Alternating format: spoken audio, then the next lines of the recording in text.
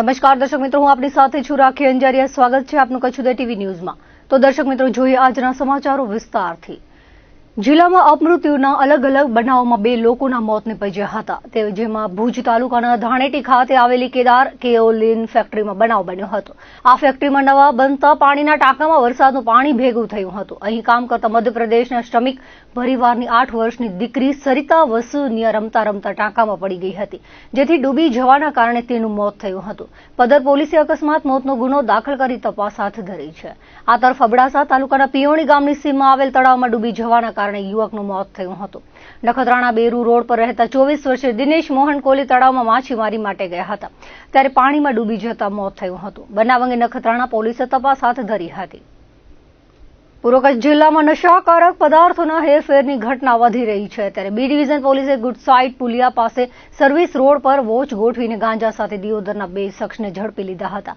આ બાબતે જાણવા મળતી વિગતો મુજબ બી ડિવિઝન પોલીસને બાતમી મળી હતી કે બનાસકાંઠાના દિયોદરના પ્રવીણ પરમાર અને દિનેશ પરમાર ગાંજો લઈને આવ્યા છે અને કાર્ગો ઝૂંપડામાં આપવા માટે જવાના છે. તે હકીકતના આધારે દરોડો પાડવામાં આવ્યો હતો. તપાસ કરતા બેગમાંથી ગાંજો મળી આવ્યો હતો. કુલ 964 ગ્રામ ગાંજો કબજે કરવામાં આવ્યો હતો. પૂછપરછ કરતા બંને જણાએ કબૂલાત આપી હતી કે તેઓ થરા ગામે જે ગાંજો લીધો હતો અને કાર્ગો ઝૂંપડા ખાતે રહેતા પ્રહલાદ મકવાણાને માલ આપવા માટે આવ્યા હતા, જેથી બી ડિવિઝન પોલીસે ઝડપાયેલા 2 અને માલ વેચનાર અને ખરીદનાર એમ 4 જણા સામે એનડીપીએસની કલમ તળે ગુનો દાખલ કર્યો છે.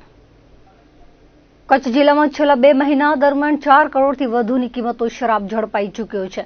તેમ છતાં હજુ પણ દારૂ વેચાણની પ્રવૃત્તિમાં કોઈ ઘટાડો થયો નથી. ગાંધીધામમાં નવી સુંદરપુરીમાં એ ડિવિઝન પોલીસે દરોડો પાડ્યો હતો, જેમાં 2,19,000નો દારૂ ઝડપી પાડ્યો હતો. જોકે રાબેતા મુજબ પોલીસને આરોપી મળ્યો નથી. નવી સુંદરપુરીમાં ભરવાડવાસ ખાતે સમાજવાડીની બાજુમાં રાહુલ સથવારા દારૂનું વેચાણ કરતો હોવાની બાતમી મળી હતી, જેના આધારે પોલીસ દ્વારા દરોડો પાડવામાં આવ્યો હતો, જેમાં મકાનના આંગણામાં દારૂની પેટીઓ મળી આવી હતી. રોયલ ચેલેન્જ ફાઇન રિઝર્વ વિસ્કીની 48 બોટલ, રોયલ સ્ટગ સુપિરિયર વિસ્કીની 60 બોટલ, વ્હાઇટ ડિયર પ્રીમિયમ વિસ્કીની 48 બોટલ, ટુબર્ગ બિયરના 60 ટીન અને કિંગફિશર બિયરના ટીન મળી કુલ 2,19,360નો મુદ્દામાલ કબજે કરવામાં આવ્યો હતો. રેડ દરમિયાન આરોપી રાહુલ હાજર મળી આવ્યો ન હતો.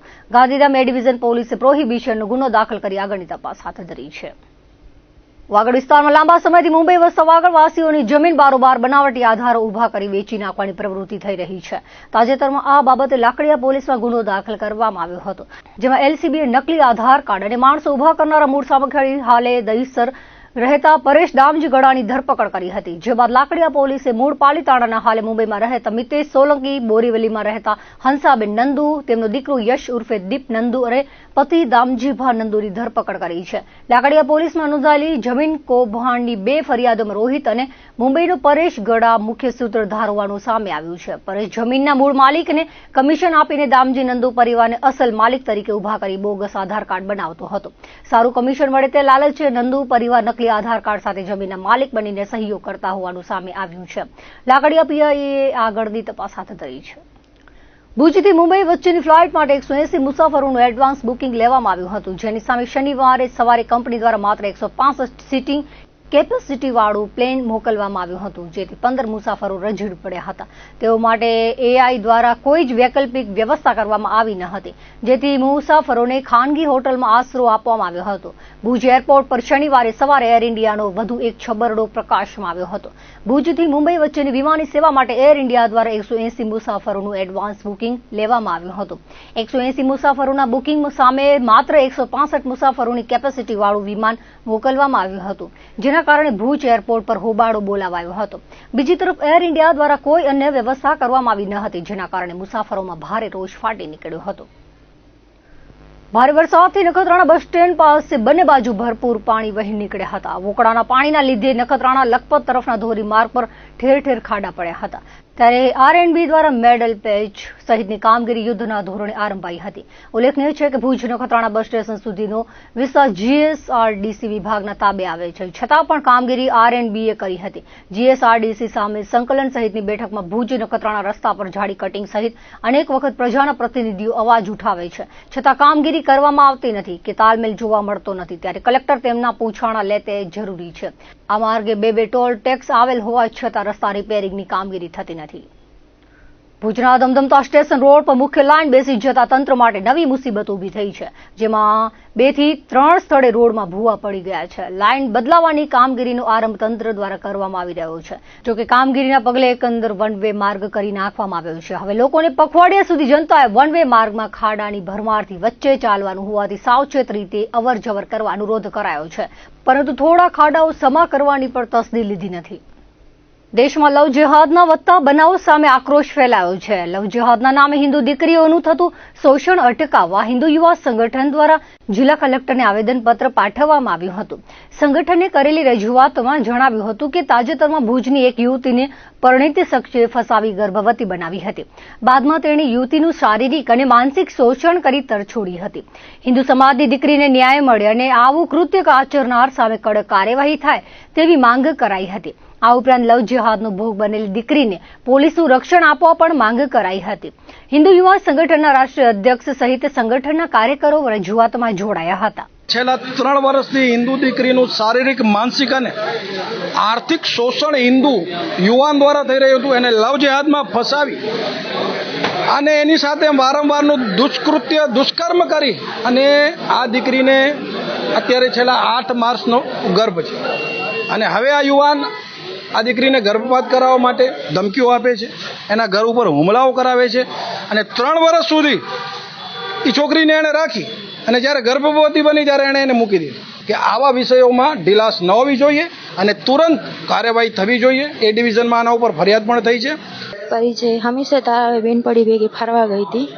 ત્યાં એણે મારા પાછળ આવીને મારા પાસે નંબર માંગ્યા. જબરદસ્તી છરી બતાવીને મારા કારણે નંબર લીધા.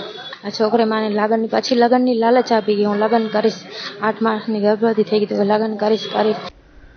ભુજમાં વરસાદી માહોલમાં શહેરમાં ઠેર ઠેર ભરાતા પાણી અને ઉભરાતી ગટરો અંગે નિવારણ લાવવા ભુજ નગરપાલિકા કચેરી ખાતે કોંગ્રેસ શહેર પ્રમુખ કિશોરદાન ગઢવીએ રજૂઆત કરી હતી.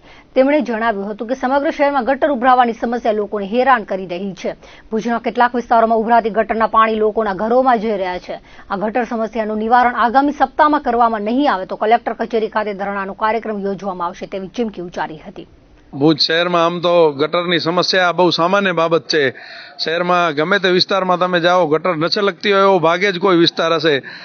એમાં થોડુંક વરસાદ પડતા જે નીચાણવાળો વિસ્તાર છે, વોર્ડ નંબર 1, 2, 3 ને ત્યાં વધારે તકલીફ થતી હોય છે. દર વર્ષે આને આ રજૂઆતો કરવી. છેલ્લા 40 વર્ષથી ભુજ નગરપાલિકામાં ભારતીય જનતા પાર્ટીનો શાસન છે, પરંતુ આ સત્તાધારીઓએ ભ્રષ્ટાચાર સિવાય કોઈ કામ કર્યું નથી. માત્ર ને માત્ર ભ્રષ્ટાચારી નીતિ રીતિના કારણે આજે ભુજની પરિસ્થિતિ એવી છે કે ગટરની મેઇન લાઇન લગભગ ચોકઅપ હોય છે.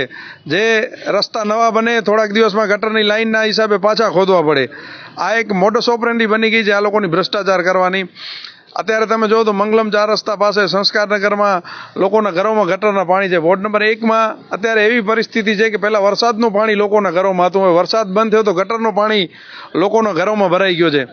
આ બાબતે સતત છેલ્લા 3 વર્ષથી રજૂઆતો કરવા છતાં કોઈ નિરાકરણ આવ્યું નથી. એટલે આજે અમે તંત્રને અલ્ટિમેટમ આપ્યું છે કે સોમવાર સુધી આ સમસ્યાનું નિરાકરણ ન થાય તો કલેક્ટર ઓફિસનો ઘેરાવ કરવામાં આવશે. અંજારમાં મોતિયાનગર તેમજ અલગ અલગ વિસ્તારોમાં છેલ્લા કેટલાક વર્ષોથી ગટર ઉભરાવાની સમસ્યા રહી છે. ઘરોમાં ગટરના પાણી ભરાઈ જાય છે. સ્કૂલ જતા બાળકોને પણ ગટરના દૂષિત પાણીમાંથી પસાર થવું પડે છે. સ્થાનિકોના જણાવ્યા અનુસાર વરસાદી સિઝનમાં લોકોને તકલીફ ભોગવવી પડે છે. ગટરના દૂષિત પાણીથી મચ્છરજન્ય રોગચાળો થઈ રહ્યો છે. સ્થાનિકો અવારનવાર નગરપાલિકાને રજૂઆત કરવા છતાં તંત્ર દ્વારા કોઈ સકારાત્મક વલણ અપનાવવામાં આવતું નથી.